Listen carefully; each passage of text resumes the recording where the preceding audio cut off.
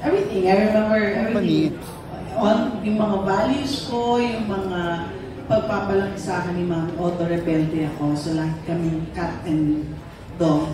Lagi ako, sabi ng Mami ko sa akin, hindi ka siguro, kapag nagkaanak ka, magiging sobra kang stricto kasi yung ginagawa mo sa akin pagsagot-sagot, ayaw, hindi mo gustong gawin sa'yo.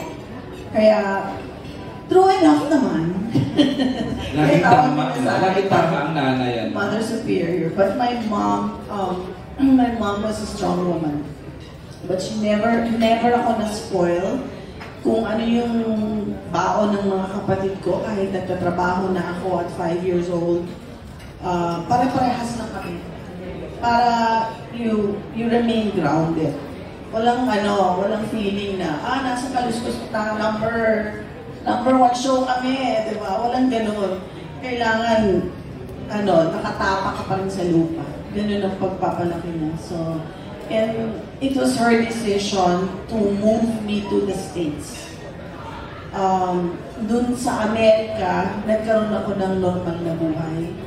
Kasi kung lumaki ako sa dito din, nagtuloy kami ni Maria, magkasama kami. So, kung nagtuloy-tuloy na dito, hindi ko siguro mararanasan yung paano mabuhay ng normal na nagtatrabaho, 9 to 5, yung gano'n.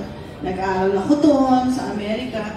Yung nakahalubilo ko yung mga iba't ibang klase ng mga tao.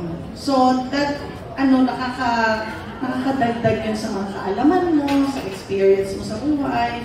Tsaka, na-expose ako sa iba't ibang klase ng mga tao.